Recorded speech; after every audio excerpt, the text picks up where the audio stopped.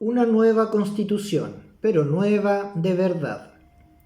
Parece claro a estas alturas que la posibilidad de contar con una nueva constitución no depende de cambios o reformas a nivel jurídico formal. Es decir, lo nuevo no puede ser entendido a través de las categorías conceptuales que han configurado la vía reformista desde 1989, donde solo ha tenido cabida la dimensión jurídica de lo constitucional, dejando fuera la dimensión política, especialmente aquella a través de la cual se explica el ejercicio del poder político no institucionalizado. El chileno es un diseño constitucional cuyas instituciones han sido neutralizadas para impedir una agencia política del pueblo de carácter transformador, colonizando la propia actividad política en clave binominal, pero además se trata de un diseño institucional que, neutralizado o no, sigue siendo beneficioso para ciertos sectores de la sociedad, privilegiados por la actual forma de existencia política de la comunidad, en desmedro de quienes sostienen la actual reivindicación constituyente. En efecto, la crisis de legitimidad de lo constitucional no se agota en las trampas y enclaves que han impedido el gobierno de las mayorías, sino que trasciende a las formas de agenciamiento político y, en consecuencia, de representación democrática que permiten explicar la relación que existe entre el pueblo y sus representantes. En otras palabras, la imposibilidad de la concertación, nueva mayoría para encarnar las demandas democratizadoras del pueblo, luego de terminada la dictadura, no se explica solo por el diseño institucional que le daba veto a cierto sector y el poder de tutelaje a las Fuerzas Armadas. Se explica también por la forma en que el movimiento social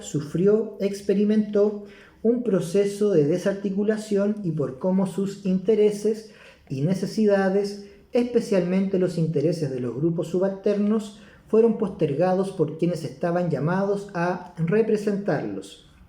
Su poder político fue significativamente mermado mientras se consolidaban formas de agenciamiento político que, sin representar la voluntad soberana, proyectaron las estructuras de poder económico hacia la institucionalidad estatal,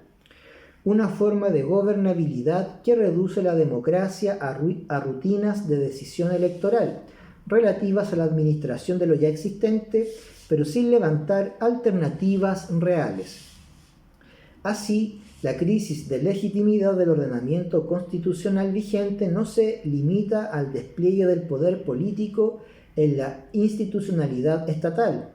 La crisis es más profunda, en la medida en que el actual diseño institucional permite una representación parcial de los intereses y necesidades de la sociedad, postergando a una amplia mayoría de la población a una relación de subalternidad sin canales de participación y de representación efectivos. Estos grupos subalternos son víctimas de las trampas de la Constitución, pero también de la estructura de poder político que caracteriza a la sociedad chilena. Esas relaciones de dominación no podrán ser disueltas solo con algunas reformas a la Constitución. Requieren de un acto político propiamente constituyente, en el cual esos sujetos subalternos reclamen el protagonismo que les corresponde en la reconfiguración de las relaciones de poder de las que forman parte. Y eso no se consigue con formas de participación o representación dirigidas desde la institucionalidad, sino a través de la rearticulación del poder político de los sujetos subalternos, pilar fundamental para el proceso constituyente, para que el proceso constituyente derive en una nueva constitución efectivamente nueva. En este sentido, la forma en que los grupos subalternos se configuran a sí mismos como sujetos políticos a través de la articulación de sus diversas demandas sociales es fundamental para la construcción del poder político necesario para protagonizar el momento constituyente. Es a través de esa articulación que un sujeto constituyente logra erguirse como tal, a través de esos espacios de reivindicación y resistencia configurados como una crítica profunda a la institucionalidad vigente. Desarticular las trampas o enclaves autoritarios de la Constitución podría dar paso a cierto tipo de decisiones institucionales que, ahora sin las formas neutralizadoras que caracterizaron a la transición, permita a los grupos y clases subalternas un agenciamiento autónomo de su poder político, pero también podría no hacerlo. En este punto del argumento parece necesario evidenciar que, con o sin trampas, existen importantes sectores de la sociedad que se mantienen en condición de subalternidad, precisamente porque los mecanismos formales de representación político que caracterizan al Estado moderno están construidos sobre criterios de exclusión, razones políticas, sociales, culturales, pero principalmente económicas, que no se verifican por igual en toda la población y que impiden la adecuada representación de los intereses sociales. Chile es una sociedad relativamente pequeña, pero con una cantidad importante de grupos subalternos y postergados, por lo que los intereses que consiguen representación institucional son muy homogéneos, lo que contrasta con la diversidad de la propia sociedad. Dentro de dicha homogeneidad, las diferencias se evidencian principalmente en materias relativas a la moral sexual, la mal llamada agenda valórica, y en el juicio político a la dictadura militar. El resto aparece como un conjunto de materias en las cuales las diferencias parecen ser marginales, como consecuencia de la hegemonía de la política del consenso al centro, tan característica de esta etapa de crisis política.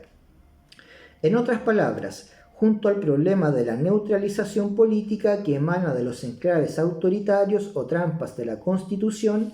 debemos considerar la forma en que la institucionalidad ha devenido en un aparato para la representación de intereses, preferentemente de clase, precisamente como consecuencia de la estructura de relaciones de poder que presenta la sociedad chilena. El contenido de este consenso tan característico de la transición chilena es la cristalización de ciertas relaciones de poder político y social, un acto de cierre que no responde a la racionalidad de la deliberación democrática, sino a las negociaciones políticas entre 1988 y 1990 que marcaron un siglo político, aquel que parece haberse cerrado con la rebelión popular desatada desde octubre de 2019.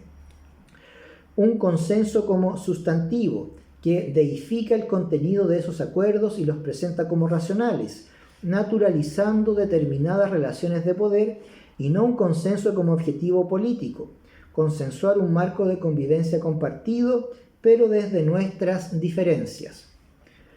Una serie de decisiones legislativas tomadas en los últimos años dan cuenta de cómo los intereses de los grupos hegemónicos han prevalecido, desde la tortuosa implementación de la así llamada gratuidad universal de la educación superior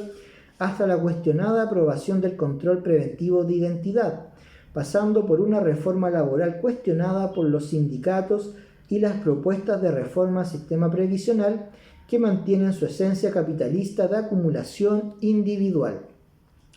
Luego de octubre de 2019, además, debemos sumar una serie de proyectos de ley destinados a criminalizar la protesta social y a aumentar las facultades del Estado para el disciplinamiento social. Respecto de los derechos sociales, la mentada gradualidad ha sido utilizada como una excusa para implementar reformas parciales que no modifican las estructuras de poder en la sociedad. En educación, por ejemplo, una reforma que contribuya a modificar la estructura social de poder político debiera tener por objetivo terminar con la acumulación del capital cultural y político que permite el actual modelo de educación, democratizando radicalmente el acceso a educación pública, gratuita y de calidad. Mientras las leyes sigan favoreciendo la acumulación del capital de la sociedad en grupos minoritarios, en lugar de optar por una distribución justa y equitativa del mismo, las actuales estructuras de poder de la sociedad seguirán relegando a importantes sectores a la subalternidad, al abuso. Es desde esta perspectiva que debemos revisar qué requisitos debe satisfacer la nueva Constitución para ser reconocida como tal, como nueva. Por cierto que no es un asunto que se defina solo desde su dimensión jurídica, pues la clave radica en la estructura de las relaciones de poder que sostiene la Constitución. Es decir, deben cambiar las formas constitucionales del poder, abriendo espacios de participación radical a los grupos sociales estructuralmente postergados, con el objetivo de asegurar que cuando sea posible tomar una decisión institucional libre de las trabas de la neutralización propias de la transición, las y los integrantes del pueblo, en tanto titulares de derechos políticos, puedan decidir libre y autónomamente. Esas nuevas formas de representación, sin la cual es impensable la acción política colectiva, deberán desplegarse en libertad, despojadas de relaciones de dominación, desde aquellas prácticas sociales de autoorganización que evidencian su comprensión como sujetos libres. Para que un momento constituyente dé paso a una correlación de fuerzas diferente de la actual, se requiere de la participación de otro tipo de sujetos políticos, no de quienes se ven inmediata y materialmente privilegiados con la actual estructura de poder social, sino por quienes no ven este orden como fuente de privilegios o incluso por quienes son derechamente perjudicados por este. Por eso, proponer cambio social a través de reformas es, a estas alturas, ilusorio.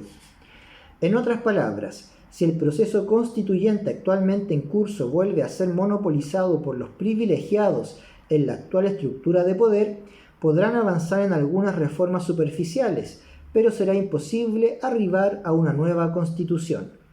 Así, tal como en 2005, la decisión no será propiamente constituyente, porque no permitirá alterar las relaciones de poder que siguen relegando a la subalternidad a la mayoría de la población. Los pasados intentos de reforma fueron momentos de cambio constitucional que no buscaron transformar las relaciones de poder.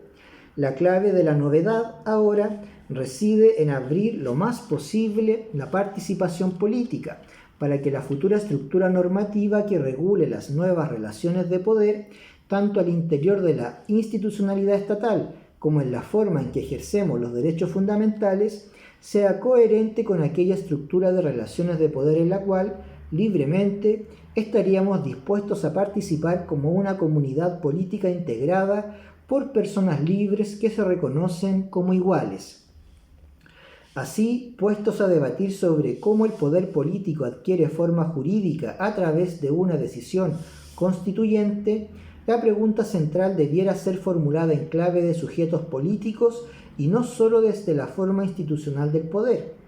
En otras palabras, ¿qué sujetos deben participar de esta decisión para que sea constituyente? Es decir, para que de ella surja efectivamente una estructura jurídica y política diferente de la actual, resultado de diversas prácticas políticas monopolizadas por la élite que hoy tienen un alto grado de sedimentación. Para ello, es fundamental pensar el momento constituyente chileno como un proceso político e histórico situado en un determinado contexto, sin limitar la construcción política a las categorías teóricas del poder constituyente. En Chile, las prácticas políticas que acompañan al Estado de Derecho dan cuenta de un autoritarismo político, cuyas huellas se pierden en la historia colonial prerepublicana y se proyectan con fuerza hacia los siglos XIX, XX y también XXI. No solo es posible trazar la construcción de una episteme autoritaria en la formación de la cultura jurídica chilena. La evolución de nuestra institucionalidad se encuentra marcada por una sucesión de guerras civiles, golpes de Estado, intentonas golpistas, represión de alzamientos populares, matanzas obreras, la guerra al sur del Biobío. Asimismo, el influjo colonial no se encuentra del todo desarticulado en Chile, tal como lo demuestra la pervivencia del conflicto que el Estado de Chile mantiene con los pueblos originarios, especialmente con el pueblo mapuche. En nuestro país existe una matriz cultural originaria que ha sido sometida a la cosmovisión occidental impuesta durante la colonización de América. Formas originarias de configuración de relaciones de poder fueron desconocidas, suprimidas y reemplazadas primero por los colonizadores y luego por las jóvenes élites republicanas, quienes impusieron categorías conceptuales provenientes del constitucionalismo moderno, europeizante y androcentrista.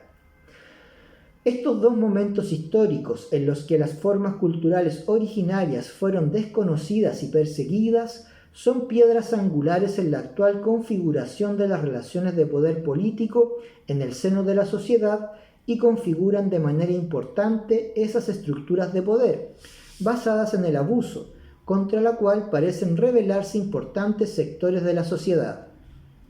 Este dato es fundamental para enfrentar el debate constituyente en el país, pues los principios del constitucionalismo no se materializan de la misma forma para todos los sectores de la sociedad, generando estadios de subciudadanía para quienes los derechos son una promesa incumplida,